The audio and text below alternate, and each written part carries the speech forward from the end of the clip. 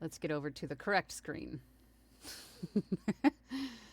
Okay, so if you haven't yet started a profile on Fiverr, the first thing I always want you guys to keep in mind is to choose your username wisely. You want to choose a username that is going to be what you're going to be known by in this industry. And preferably the same name that you're going to use across all platforms and including your website.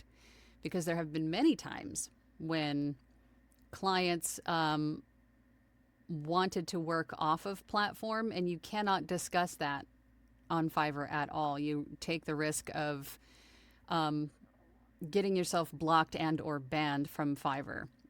It is in their terms of service to not provide or discuss personal details. That includes your logo, your website, all of those things.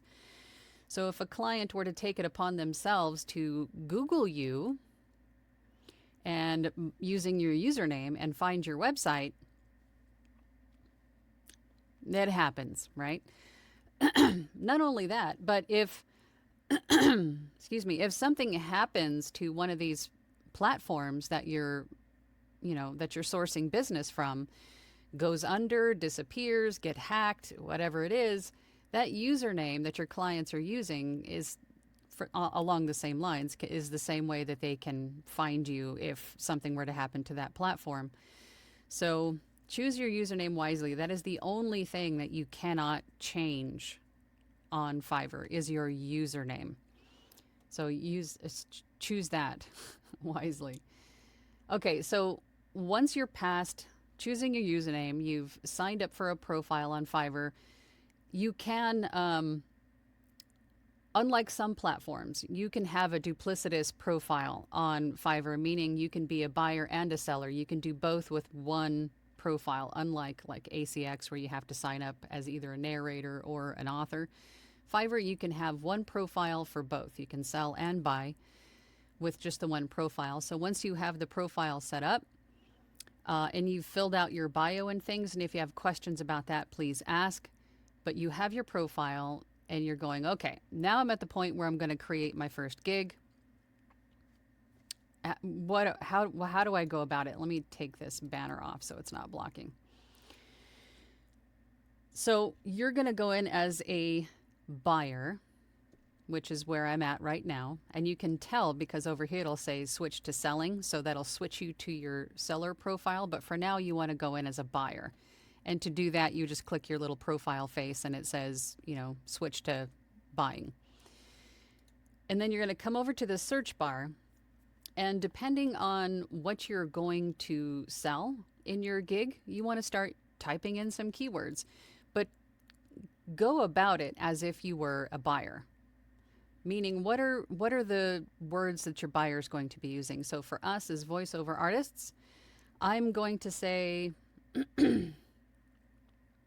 if I'm looking for phone greetings, perhaps, maybe I need a phone greeting for my business recorded, I'm going to use phone greetings. I'm going to use phone greeting. And then I'm going to search, although I didn't really see much come up, although I wasn't paying attention. So if I just put in phone, because I wanted to show you this, once you start typing in words, you'll have pre-filled like suggestions pop up, just much like Google does. And these are the things that are being searched for most often. So you want to pay attention to that because you want to be using those keywords. I don't see phone greeting in here. So I want to say phone greeting because not everybody knows what IVR is. And IVR, for those of you that are new, an IVR is an interactive voice response. It's basically a phone tree. Right? So when you call into your dentist's office, you have a voice saying, thank you for calling so-and-so dentist's office. For the receptionist, press 1. For Dr. So-and-so, press 2. Those sorts of things. That is IVR. So if your client does know what IVR is, you could type in IVR and nothing came up. This is not going to be a good day. So let's pick something else. Let's just go basic. Let's just go voice. Okay, so these are my recent searches because I play a lot in here just to see what's up. But if you come into services, voiceover as one word comes up. Looks like that is being searched for most often, as opposed to voiceover as 2 words. So keep that in mind. Voiceover as 1 word is being searched for quite a bit. Next to that is voice actor. So start taking note of these search terms that are coming up. Bangla, British female anime. So if you're into character work or doing character work for voiceover, using the word anime is definitely one you want to note. Deep male voiceover. Think those gritty, deep male like a Ford truck commercial. That's what that is, a deep male voiceover. Female voice actor and Spanish voiceover. Voiceover is 2 words. So start noting these things that come up. If you're looking to create an audiobook gig, start typing in audiobook. So we got audiobook is 1 word. Audiobook narrator is also being searched. Audio cleanup, if you're looking to create a gig for audio editing services. Audio cleanup is being searched. Audiobook editing and audio fix are being searched for as well. So, and as we mentioned in last week's live chat, we were talking more about audiobooks in Fiverr. There are 2 different categories, which is why in voiceover in audiobook production is coming up. There are 2 different categories that you could put your audiobook gig in. And the voiceover category, personal experience, I've tried my audiobook production gig in both categories, and it's always done better in the voiceover category. And I think the audiobook production category, that is better. It's formatted more for post-production, like editing, mastering, proofing, not so much like full narration, complete audiobook from start to finish. Audiobook production category is better suited for post-production, which is a good thing because you could have 2 different gigs. You can have a gig for full audiobook production in the voiceover category, and then you could have another gig for just post-production audiobook in the audiobook production category. So you could offer your editing, proofing, mastering services to other audiobook narrators. Come on, voice. I haven't warmed up yet today. You can offer your services to other narrators who perhaps are in a sticky spot where they have maybe 3 or 4 audiobooks in queue and they don't have the time to do the editing and stuff. You could offer those services to them. So you could effectively have 2 separate gigs, but just make sure that they are not the same because they all need to be a little bit different in Fiverr. Each gig has to be a different approach or a different kind of voiceover or a different kind of service. It can't be the same. All right. So once you've gone through the search and you've made yourself some notes in terms of what keywords or what are the hot search terms that people are searching for, then you can go in to start create your gig. So then once you go back in as a seller, you're going to go to your gigs, which is under my business. You click gigs. And then yours will probably have nothing there, but I have 9 gigs, but I do have a draft that we can play with. So it will say create new gig. So you're going to click create new gig. And then I'm just going to use this one as a template just to show you what it looks like. The first step is the overview. And the gig title is always pre-filled with I will. So then you just need to finish the sentence. And it's going to include, that title is going to include the keywords that you saw most often, like voiceover as 1 word, audiobook narrator, right? Some of the words, the keywords that you took note of earlier while you were searching and playing with words. And you can change this title. You can change it whenever you want to, but as I said before, try to make all of your changes, if you're making any, at one time, and then let the algorithm do its thing. So don't make changes every day. It'll just take longer for the algorithm to find the appropriate spot for you, right? Anyway, I play around with record, deliver, narrate,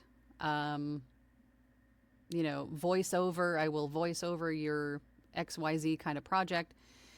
You can play with these words and see what works best for you. And, but actually, I'm going to change this now to voiceover as one word, as we saw that was searched for most often.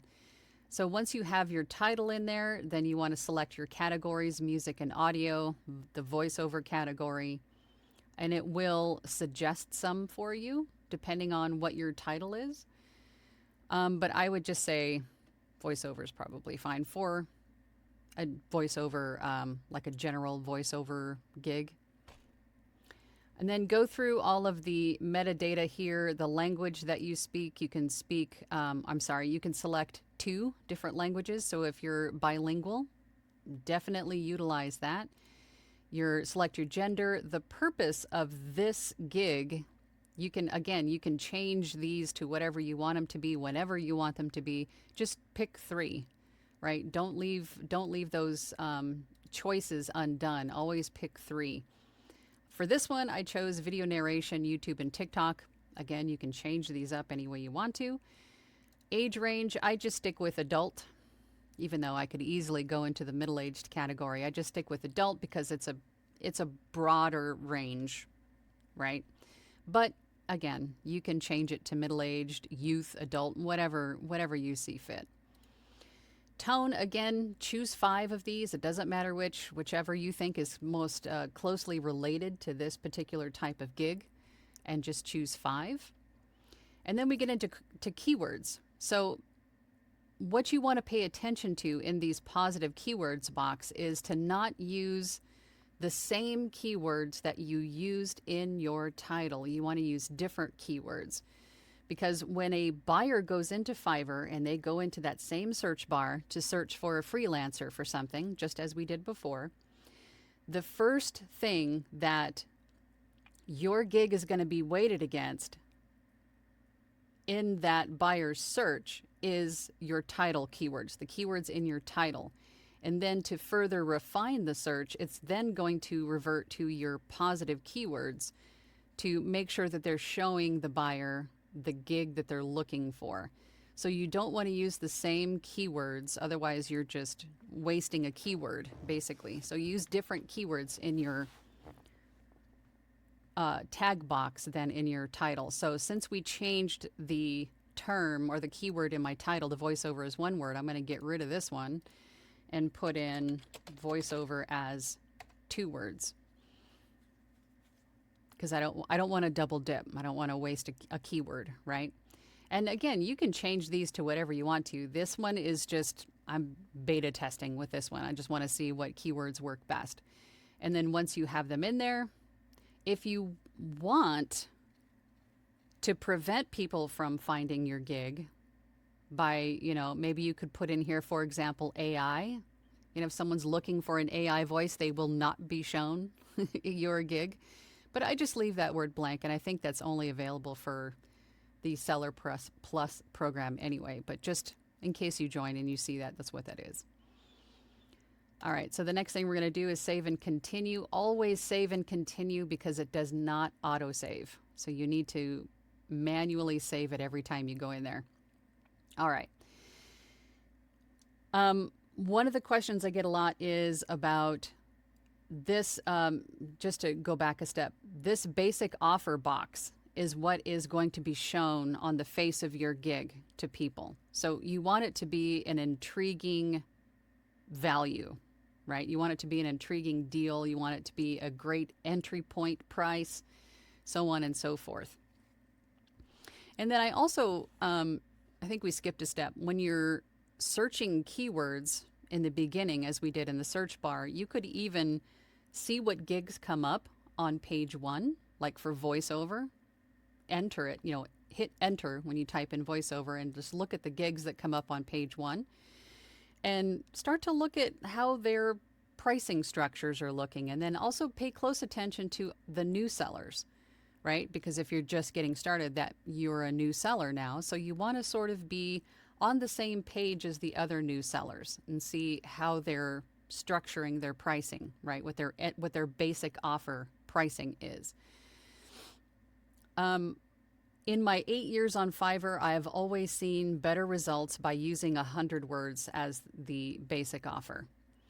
And I know some of you are going to go, well, 150 is a better deal, 200 is a better deal for $5 or whatever your entry point price is. But trust me, for whatever reason, 100 words always works better to get more clicks and impressions. I don't know why it is, it just is. So I recommend that you start with 100 words as your basic offer.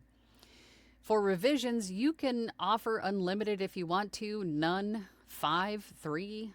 I offer 1 because it's, why not? It's just me being nice, right? And then it's also your decision on what you consider to be a revision. Change of script is never a revision. Change of script is extra work. It's additional work, especially if you've already recorded whatever the order was for and they changed the script afterward because they didn't like the way the wording sounded. You can prorate the new offer to re-record that, but that is additional work. A revision is more or less pace or tone. So perhaps they gave you vague instructions on how, like, what kind of pacing they wanted this to be. Maybe you read it more of a high energy because that's how it read to you and they didn't tell you that. You just assumed it was a high energy read. But then they come back and say, well, no, we need this section perhaps to be a little bit slower. That could be a revision, right? But if you make a mistake, that shouldn't be counted against the buyer's revision. That's on you. If you made a boo-boo, you should fix that for free. So that's what a revision is, but it's never change of script. So make sure that you make that known, that a revision is not change of script. Now, the entry price point doesn't have to be $5. It doesn't have to be. It's just an appealing price point while someone's flipping through all of the profiles to see, who is going to meet their budget, who is available, and who is the voice that fits what I need. So $5 is appealing to start, but you can configure the rest of your gig to still have an end result of, hundreds of dollars. It's just in how you structure your gig, but the entry point can be whatever you want it to be. It doesn't have to be $5. It can be 10, it can be 15, whatever you want it to be. But just for the purposes of this, we're going to go with 5. And then here is how you can make a little bit more. You don't have to keep your additional words, like each additional 100 words is another $5. So if it's a 200 word script, it would be $10. Is that basically how that works? Or you could take this down to 50. Each additional 50 words is $5. So now that 200 word script is now $15. Right? Or you could change this to $10. Each additional 50 words is $10. So now that 200 word script is now $20. $25. Math. You see what I mean? This is how the entry point is just the entry point, the entry point to the gig. You can change these in the back end to make you a lot more money. So every gig is not $5, right? Don't confuse that. It's just the entry point to get people to click on your gig and hopefully move through with placing an order. Now, delivery time. I've got 1,200 words in here due in 2 days. Now, keep in mind, 1,200 words sounds like a lot, but in reality, that's about 10 minutes. It's about 10 minutes of narration. Average rate of narration or average pace of narration is 150 words per minute. It sounds like a lot, but that's what it is. So 1,200 words is about 10 minutes-ish, right? And I say 2 days because in reality, I could have that done much, much sooner, but I allow myself 2 days for 2 reasons. 2 days gives me an additional day or an additional day and a half, more or less, of buffer time. So maybe I'm working on something else. Maybe I don't really feel well that day. Maybe the order comes in late in the day and and I'm leaving the studio. I can do it tomorrow, right? It gives me a little bit of buffer time. The second reason is because I can enable extra fast delivery. So if the client does need this voiceover today, they can pay an additional fee to have that. And you can make it, mine is actually at $50 right now. So within 24 hours, I can deliver up to 1,200 words for an additional $50. So now that 200 word script that I need today with this configuration is now $75. You see how this can add up? And then in addition, that script is maybe Google translated from a different language. They want to pay you, and this again doesn't have to be $5, it can be $10, it can be $20, it can be whatever you want it to be. They also want you to proof it to make sure that it makes sense in the English language. They can tack that on for another $10. Now, commercial rights and full broadcast rights, this is where a lot of people get confused. Commercial rights is, let me back up. Usage rights is tiered. So commercial rights are required if the voiceover is being used for to promote a business product or service online at all, period. So that's about 98% of what we do as voiceover artists is something to be online. So their website, social media, right? Online at all, period. So in addition to that, if they're going to use the voiceover on social media in paid ads, if they're paying for advertising with your voiceover, then they need full broadcast rights. So if that voiceover is going to be on Google ads, TikTok ads, Facebook ads, TV, radio as a commercial, they need full broadcast rights in addition to commercial rights, right? Online, paid advertising, they need both. Make sense? So now that 200 word script is a lot more. Don't ask me to do the math, but you get my point. It can add up very quickly as long as you have everything set up appropriately and explain to the client, this is the purpose of these and this is why you need them. Be sure to add them to your order, right? Let me just make sure that looks like, okay, it looks like it's following along with me this time, so just making sure. Okay.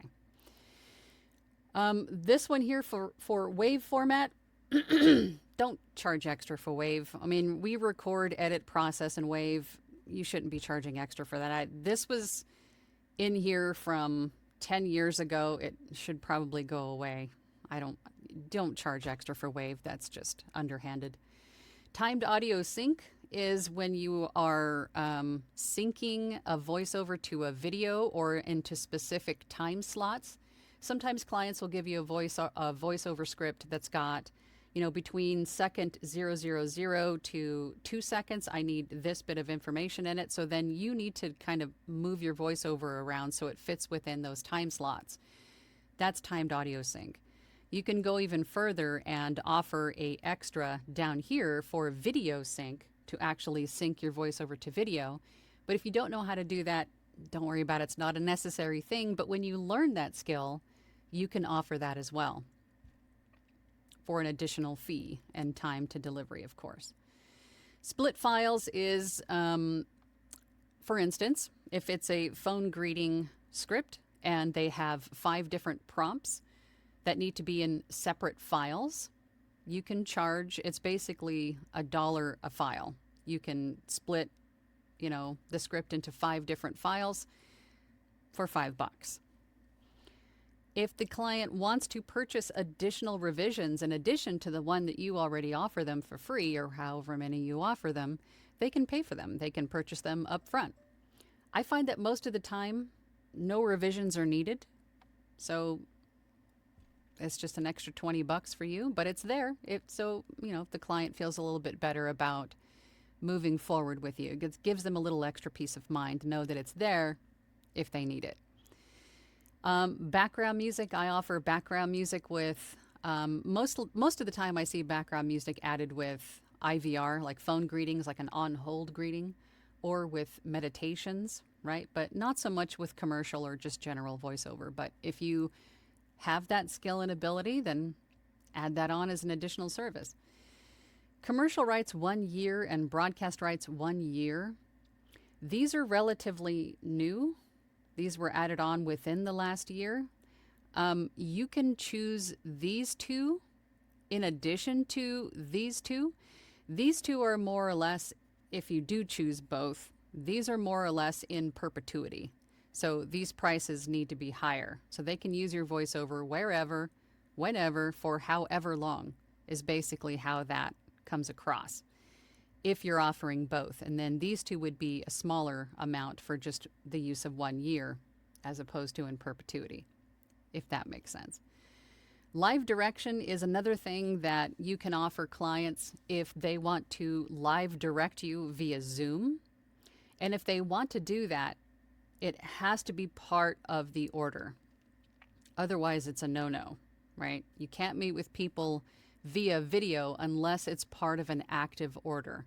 So adding live direction is another great add-on to include.